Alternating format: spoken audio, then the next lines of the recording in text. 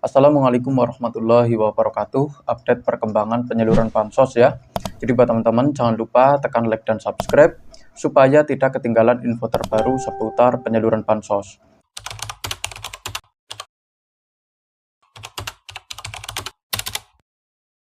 Nah, oke, kita langsung saja ke info yang pertama. Ini penting banget untuk saya sampaikan ya mengenai penyaluran bansos ya, baik PKH maupun BPNT. Ini yang pertama ada program PKH dan BPNT ya.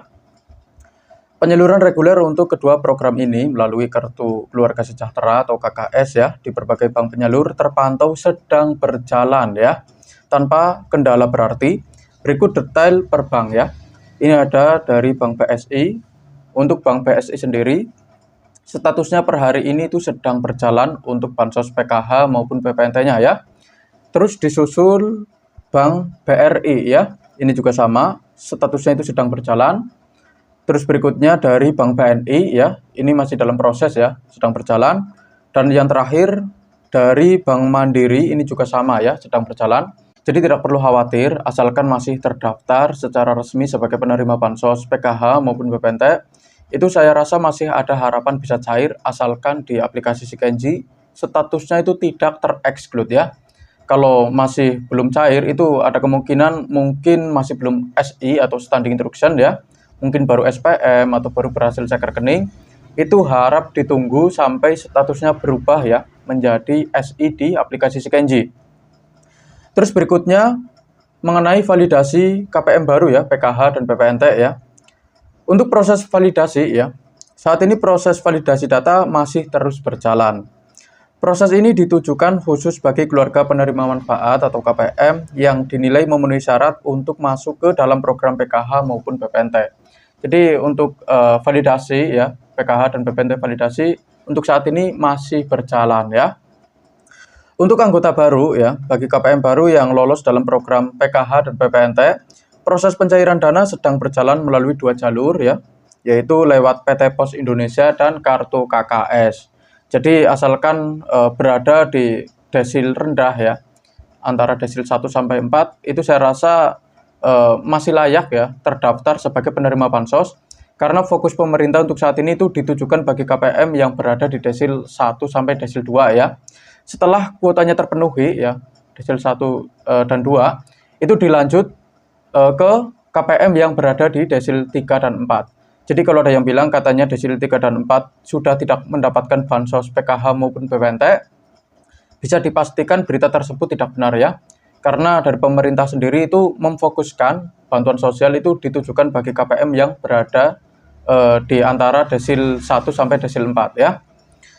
Terus berikutnya ini mengenai bantuan pangan dan program khusus lainnya ya. Bantuan sembako atau pangan beras ya yang berupa ini 30 kg beras ya. Penyaluran sedang berjalan untuk alokasi 3 bulan sekaligus. Jadi bulan sekarang ya, bulan Juli, Agustus dan September. Ini pencairannya itu bisa digabung ya biasanya ya. Digabung di 1 bulan maupun dicairkan secara bertahap ya. Mungkin di bulan sekarang ada pencairan ya, terus bulan berikutnya ada, terus di bulan September juga ada ya. Tetapi paling sering itu dicairkan sekaligus ya, 3 bulan sekaligus atau 2 bulan sekaligus ya. Harap dicatat bahwa waktu pencairan di setiap daerah bisa berbeda-beda ya, karena adanya kendala dalam proses distribusi atau keterlambatan. Dan ini wajar ya. Jadi harap ditunggu ya.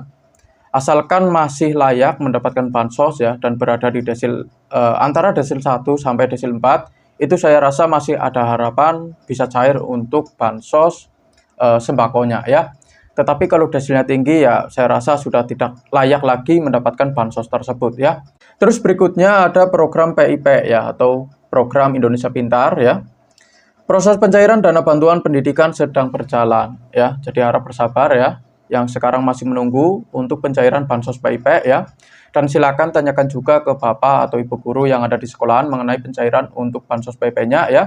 Karena mungkin sudah ada yang cair, ada juga yang masih belum ya. Jadi silakan tanyakan supaya nanti diberikan solusi mengenai pencairan untuk bansos PIP-nya. Kalau disuruh memperbarui data ya silakan perbarui ya. Siapa tahu nanti setelah melakukan pembaruan data itu masih bisa terdaftar secara resmi sebagai penerima bansos PIP ya. Terus berikutnya ada bansos atensi api ya, yatim piatu. Proses penyaluran bantuan sedang berjalan ya. Saya rasa dalam waktu dekat ini untuk atensi api itu masih belum ada pencairan karena di beberapa daerah itu mengalami keterlambatan ya, atau masih terkendala ya. Dan saya harap semoga nanti ada kabar baik mengenai pencairan untuk bansos atensi apinya ya. Jadi harap ditunggu saja. Terus mengenai BLT dana desa, ini juga penting untuk saya sampaikan karena ini berbeda dengan BLT Kesra ya. Penyaluran sedang berjalan, namun sama seperti bantuan beras, waktu pencairan di tiap desa atau daerah berbeda-beda karena sangat bergantung pada kesiapan data dari pemerintah desa setempat. Jadi jangan samakan antara desa yang satu dengan desa yang lain karena itu sudah berbeda kepengurusan, apalagi antar wilayah ya. Antar kabupaten ya, itu juga sudah berbeda kepengurusan ya. Kalau di desa teman-teman sudah cair tetapi di desa sebelah mungkin masih belum cair, itu wajar ya karena sudah berbeda kepengurusan. Untuk saat ini BLT dana desa masih dalam tahap penyaluran ya, dan di setiap daerah itu berbeda-beda tergantung kesiapan data dari pemerintah setempat. Terus mengenai BLT Kesra, ini berbeda dengan BLT dana desa. Untuk saat ini statusnya kosong ya, tidak ada pencairan di tahap ketiga maupun di tahap kedua ya. Di bulan ini itu tidak ada pencairan BLT Kesra ya, karena tidak ada laporan resmi dari pemerintah mengenai penyaluran untuk bansos tersebut ya. Jadi kalau ada yang bilang katanya untuk BLT Kesra di bulan ini cair, itu bisa dipastikan informasi tersebut tidak benar ya, karena tidak ada laporan resmi mengenai pencairan untuk bansos BLT Kesra ya. Untuk saat ini statusnya itu masih menunggu pembaruan data terbaru dari pemerintah ya. Terus ini juga ada informasi penting dan imbauan bagi KPM. Pembaruan data dan status desil ya. Bagi warga atau KPM yang merasa sangat layak menerima bantuan sosial tetapi memiliki status desil yang tinggi ya, sehingga bantuan tidak cair, disarankan untuk segera melakukan tindakan berikut. Ini yang pertama ya, mengajukan penurunan desil dan perbaikan data ya.